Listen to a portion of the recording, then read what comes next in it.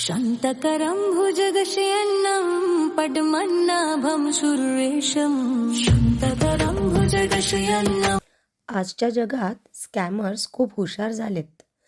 आपण सावध नसलो तर क्षणात फसवतात. अशाच एका प्रसंगात भेटतो मत्स्य अवतार. अरे वा, मेसेज आला आहे. शुभेच्छा, तुम्ही 50,000 रुपये जिंकला आहात. लिंक क्लिक करा. अरे बापरे, मला 50,000 मिळणार. मी लिंक उघडतो. थांब रे विहान, असे मेसेज स्कॅम असतात. आजकाल फसवणूक करणारे लोक खूप हुशार झाले आहे. नाही रे, हे खरे असावे. बघ ना, अगदी ऑफिशियल सारखं दिसत आहे.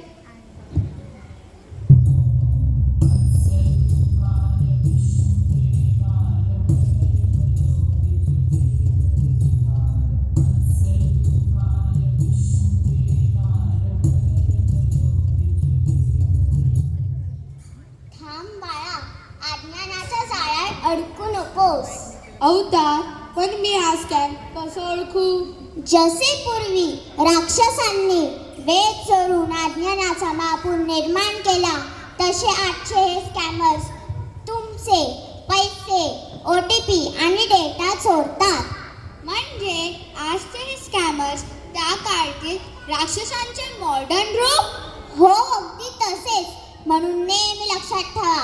नियम क्रमांक 1, लिंक कधीच लगेच क्लिक करू नका. नियम क्रमांक 2, अचानक मिळणारे बक्षीस बहुतेक खोटे असतात. नियम क्रमांक 3, नेहमी सत्य पडताळून पहा. आणि नियम क्रमांक 4, शंका असेल तर मोठ्यांना किंवा ऑफिशियल वेबसाईटला विचारा. मी तर खूप मोठी चूक करणार होतो. धन्यवाद अवतार. आजपासून कोणत्याही मेसेजवर अंधळा विश्वास ठेवणार नाही. हो रे, आता तू सेफ आहेस. आपण दोघंही मिळून इतरांनाही सावध करू. हेच माझे कार्य, ज्ञानाचं रक्षण करणे आणि तुमची जाणीव जागी ठेवणे. मत्स्य अवतार की जय जय. आजकाल स्थैर्याची फार आवश्यकता आहे. आज तो स्थैर्याचा धडा देण्यासाठी कुर्मा अवतार येतो आहे.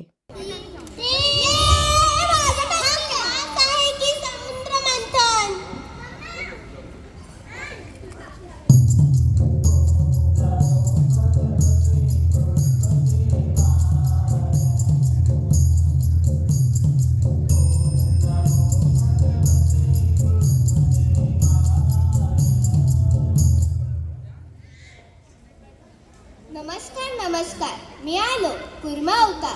तुमचा गोंधळ बघून माझा शेर उलटला रे. ऐका बरं, एकेकाळी समुद्र मंथन सुरू होता. देव दानव दोघेही दोरी धरून खेचत होते, पण मंदार पर्वत सतत धपकन खाली पडत होता. मग तुम्ही काय केलं? मी म्हणालो, थांबा रे, पर्वत स्थिर ठेवला नाही तर अमृत मिळणार तर सोडा, नाश्ता सुद्धा मिळणार नाही. मग मी काय केलं, पर्वत माझ्या पाठीवर उचलला, स्थिर धरला आणि मंथन सुरू झालं. जसं तुम्हाला क्लास स्थिर ठेवायला थोडी स्थिरता गरजेची आहे. चला मग, क्लास मंथन सुरू करण्यासाठी माझे 2 नियम. रूल 1, एक बोलेल, बाकीचे मौन मंथन. रूल 2, गोंधळ केला तर मी शेणमध्ये दिसेल आणि मग क्लास पडेल लाईक मंदार पर्वत. आपला खऱ्या कुर्मा अवताराने वाचवला क्लास. म्हणा मुलांनो, कुर्मा अवतार की जय. वराहाने पृथ्वीला दैत्यापासून वाचवलं. आज तो जंगलाला मानवांच्या चुकीच्या कृतींपासून वाचवतो. किती छान जागा आहे. मी ते सेल्फी घेते. अरे, फांद्या तर बॅकग्राऊंड मध्ये येत आहेत. फांद्या तोडते. हा, आता बॅकग्राऊंड तर मस्तच दिसतोय. अरे, पॉकेट मध्ये थोडा कचरा राहिलाय, खाली टाकते. अरे, काय होणार आहे? जंगल आहे, कचरा पडला तर चालतं, काय नाही होत. असं करू नको सारधना. प्राणी घाबरतात आणि जंगलाची हानी होत आहे.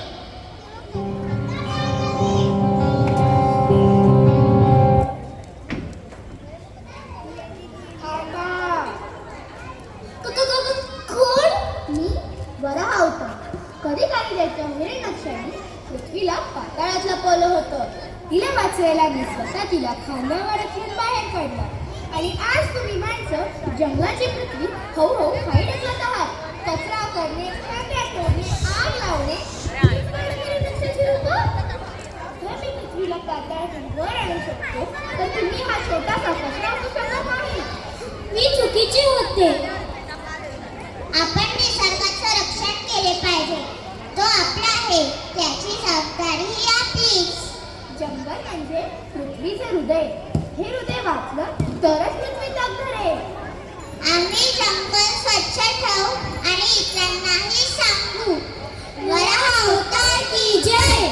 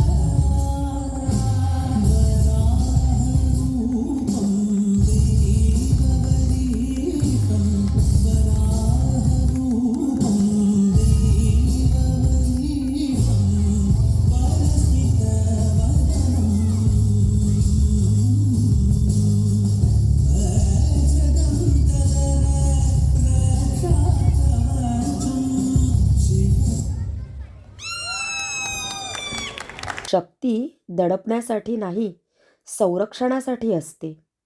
आणि हाच संदेश घेऊन नरसिंह अवतार प्रकट होतो. जेव्हा अन्याय मस्तीच्या नावाखाली वाढतो, तेव्हा धैर्य सत्याचा आवाज बनतं. शक्ती दडपण्यासाठी नाही, संरक्षणासाठी असते. आणि हाच संदेश घेऊन येत आहे अवतार, नरसिंह अवतार. तुझा देव कुठे आहे? कोण तुला वाचवणार? मी देव पाहिला नाही, पण सत्य आणि चांगुलपणा हाच माझा विश्वास. आता बघू तुझा देव कुठे आहे.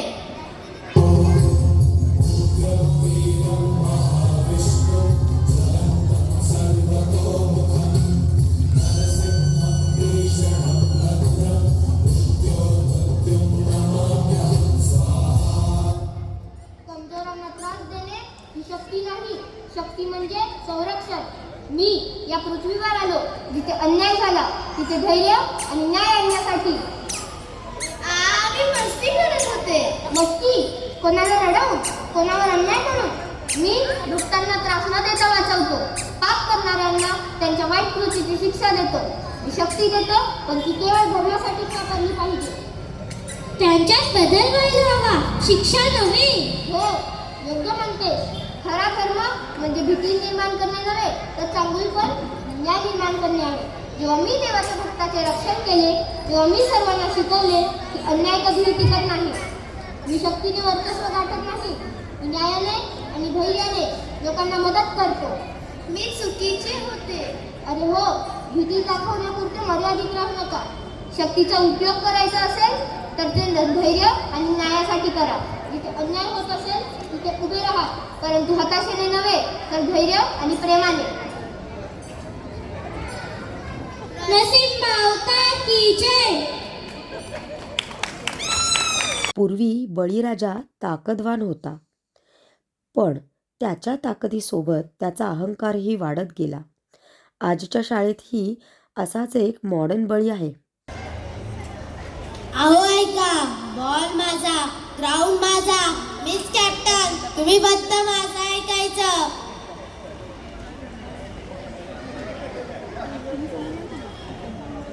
वासुदेवं ऋषिकेशं वामनं वनचारिणं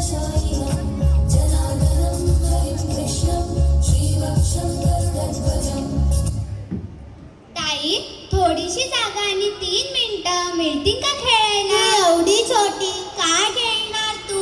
चल देते 3 मिनिटं. पहिलं, खेळ कोणाचा नसतो, सगळ्यांचा असतो. एकत्र खेळलं कीच मज्जा येते. दुसरं, खरा लीडर तो जो लोकांचा आदर करतो. शक्ती म्हणजे ओरडणे नाही, समजून घेणे. तिसरं, मोठेपणा आकारात नसतो, वागण्यात असतो. हो, मी खूप चुकले. मी लीडर नाही, बॉससारखे वागले. चला आता आपण सगळे एकत्र मिळून खेळूया.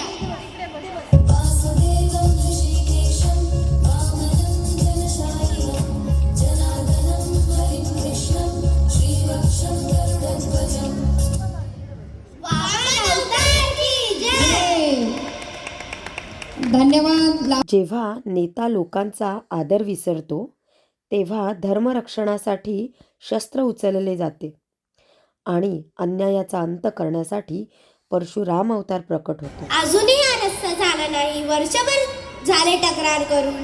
नेते आले की बोलतात करू करू, पण नंतर काय?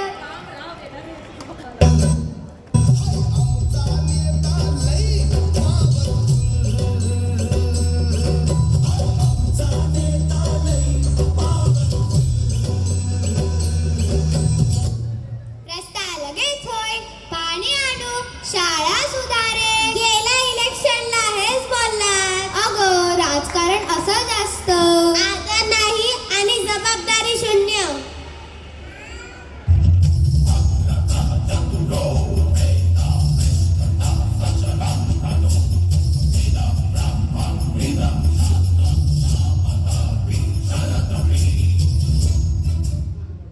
धर्माचा भंग करणाऱ्यांना परशुराम कधीही माफ करत नाही. सत्ता ही सेवा आहे. सेवेला विसरणारा, माणसांचा आदर न करणारा नेता धर्माचा शत्रू आहे. प्रभू, आम्ही शांत बसलो म्हणून हे वाढले. आमची जबाबदारी आहे. तेच खरं. भ्रष्टाचे संरक्षण केले तर समाजाचं नुकसान. सत्तेच्या बाजूने उभं राहिला तर मी कायम तुमच्या बरोबर. तक्रार केली ना, आत्ता दाखवतो. भ्रष्टाचाराला घाबरण्याची आमची सवय नाही. आम्हाला काम हवं, खोटी भाषणं नाही. तू कोण मला शिकवणारी?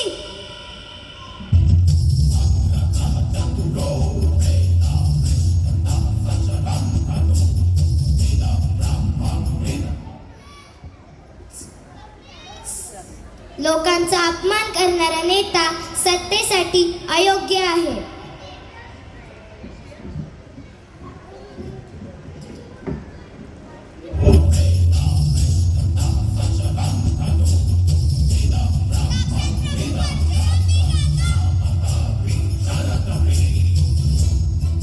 आता आमचा नेता आम्हीच निवडतो, जो आदर देईल आणि जबाबदारी पार पाडेल. परशुराम अवतार की जय. राम म्हणजे आदर आणि जबाबदारी. आजच्या जगातला राम कसा दिसेल चला पाहूया. हे काय? हा माझा पार्किंग स्पॉट आहे. रोज मी जिथे गाडी लावतो. थांबा, हे ओपन पार्किंग आहे. असं कसं? मी आधी आलो तर माझं झाला ना? अहो, जास्त नाटकी केली तर मी तुमची कार फोडेन. नंबर प्लेट पासून सुरुवात करेन, लक्षात ठेवा. श्रीरामचंद्र कृपालु भजुमन हरण भव भय दारुणम रव कंज लोचन कंज मुख कर कंज पद कंजारुणम. रुद्राज राही, पार्किंगची जागा बदलली तरी चालते, पण मनाची जागा बदलू नका. रागात घेतलेले डिसिजन गाडीपेक्षा जास्त डेट मनात करतात. पण प्रभू, मी तर म्हणते कार फोडेल. राही, क्रोध हा राक्षसासारखा थोडा वेळ शांत झाले की निघून जातो. आणि लक्षात ठेव, शब्द तलवारीसारखे असतात, मनात खोल घाव घालतात. जिंकायचं असेल तर रागाने नाही, समजुतीने जिंका. पण हा रुद्रांच्यासाठी वाद घालायला आला होता. तुम्ही दोघेही बरोबर आणि दोघेही थोडे चुकत आहात. ओपन पार्किंग मध्ये जागा आधी येणाऱ्याची असते. वाद न करता ठरवलं की कोणालाच अडचण होत नाही. ठीक आहे प्रभू, आज राहिला स्पॉट. उद्या मीच लवकर येऊन गाडी पार्क करतो. आणि मी पण कार फोडणार नाही. आजच्या दिवस सोडून देते. राम अवतार की जय. अगं विहा, बघ हिरीत, माणूस भांडी धुतो आणि सर्व भांडी खाली पाडतो. अहो आपल्या घरी पण तीच स्थिती आधीपासून आहे. पण ती कोणी केली? तुम्ही. काय मी तर फक्त थोडा ब्रेक घेतला होता. थोडा ब्रेक सकाळ 11 पासून सुरू आहे आणि अजून संपलाच नाही. अगं पण तू पण ऑफिस मधून येतेस ना, मग आपण दोघं करू ना. आता येऊ तद्बद्दल सांगणार. स्वतः काय करणार नाही आणि मला उपदेश. अगं त्यात काय, मी रोज थकतो. आज एक दिवस सुट्टी आहे, आराम करतो, तर तुला भावत नाही का? जा, आता तर मी काहीच करत नाही. आणि मी त्याच्यावर स्वयंपाक करून आलीये.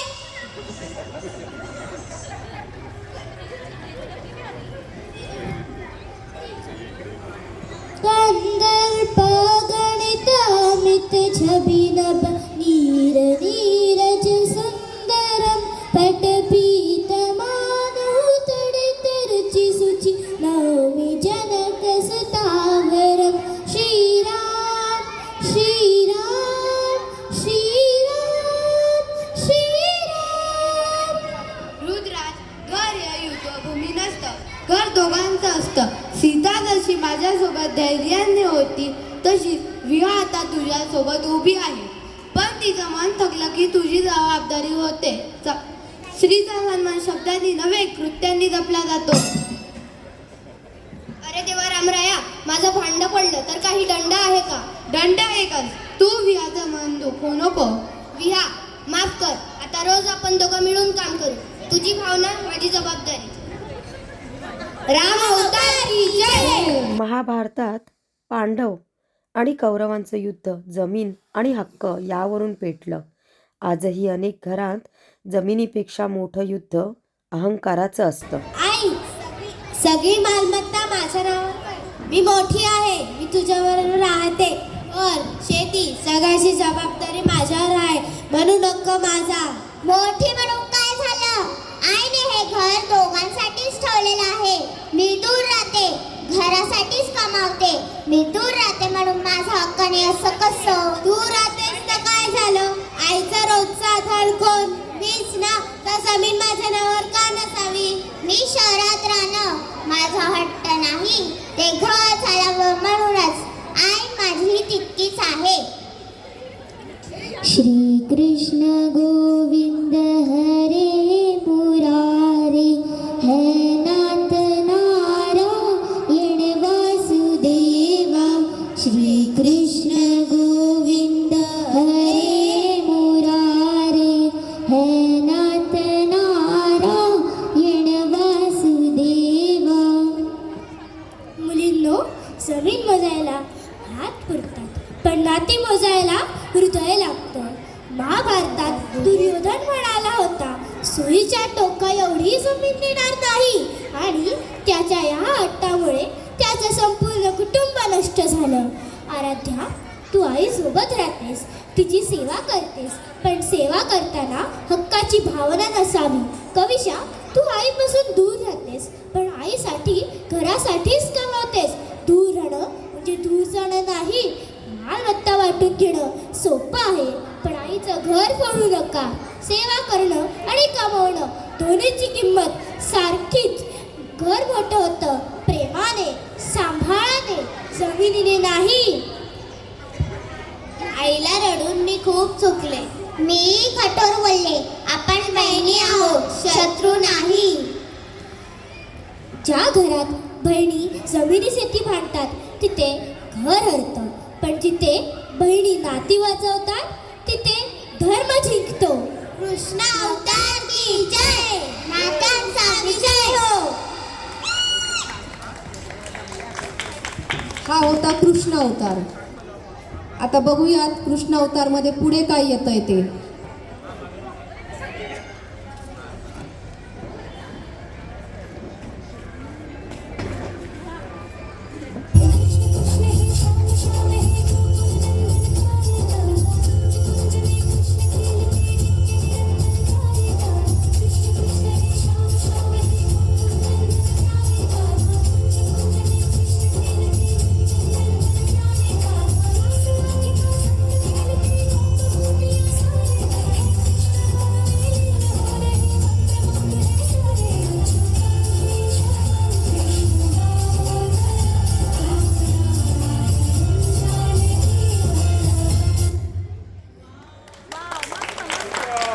शब्द कठोर झाले की नाती दुखावतात आणि शब्द सौम्य झाले की मन जवळ येतात. ही कथा आहे शांतीची, अहिंसेची, बुद्धाच्या करुणेची. तुझ्या मुलाने माझ्या कुटीतली माती फेकली, हे काय शिकवतेस तू त्याला? तुझ्या माणसाने माझा पाय पुसणं घाण केली, त्यामुळे बोललीस बरं तू? हा बा, स्त्रिय म्हणजे प्रेम, सौजन्य आणि शांती. रागाने बोललेले शब्द नात्यांमध्ये भिंती उभ्या करतात, पण शांततेने बोललेला एक शब्द दुरावा दूर करू शकतो. तुम्ही जे बोलत आहात ते तुमच्या मनातला राग बोलते, तुमचं हृदय नाही. रागात सत्य दिसत नाही, पण शांततेत उपाय दिसतो. हो, मी उगीचीच आवाज चढवला. मी सुद्धा जास्त रिस्पॉन्स द्यायला नको होतं. शांततेत सुधारायची असेल तर हे 3 टप्पे लक्षात ठेवा. 1. थांबा. राग वाढला की क्षणभर शांत बसा, गंभीर श्वास घ्या, सोडा. 2. शब्द सौम्य ठेवा. तू चुकीची आहेस असे न बोला, हे मला त्रासदायक वाटते असे बोला. 3. समस्येवर बोला, व्यक्तीवर नाही. दोष नव्हे, उपाय शोधा. याने 2 घरं नव्हे, 2 मनं जोडली जातात. माफ कर, मी उगीचीच चिडले. मी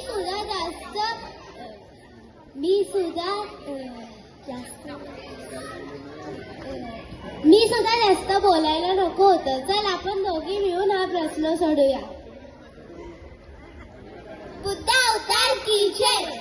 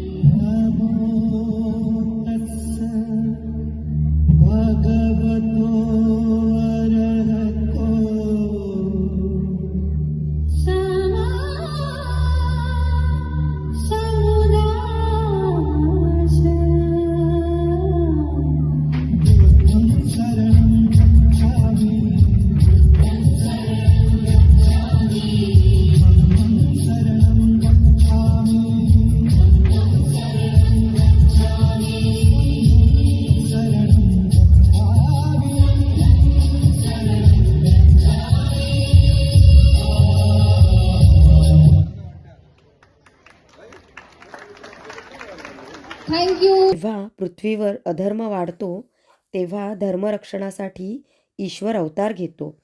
सत्ययुगात राम, द्वापारात कृष्ण आणि कलियुगात कल्की अवतार. बाळा, सांभाळून. देश मोठा आहे, पण तू माझ्यासाठी सर्वस्व आहेस. आई, काळजी करू नकोस. जोपर्यंत आम्ही भारताच्या सीमेवर उभे आहोत तोपर्यंत भारत देश सुरक्षित आहे. माझा आशीर्वाद आणि माझ्या शुभेच्छा सदैव तुझ्या पाठीशी आहे.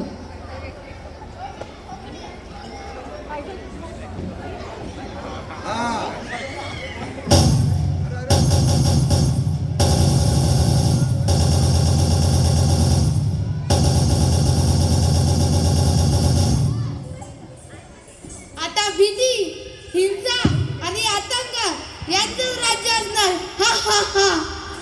हे परमेश्वरा, शक्ती दे, धैर्य दे. प्राणांतं कलियुद्धं अहमिष्णोरवतारम् आणिक्यं संहारम् कल्की. उठा सैनिक,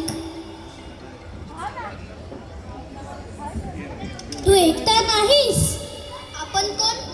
मी आहे अधर्म विरुद्ध उभा राहण्याचा बळ. आज मी तुझ्यातच आहे. जेव्हा तू सीमेवर उभा राहतोस तेव्हा धर्म उभा राहतो. तुझी बंदूक शस्त्र नाही, ती आहे न्यायाची घोषणा. माझ्या रक्तात भीती नाही, माझ्या रक्तात निर्धार आहे. निर्धार देशाच्या रक्षणाचा. माझ्या प्रत्येक श्वासात भारत आहे.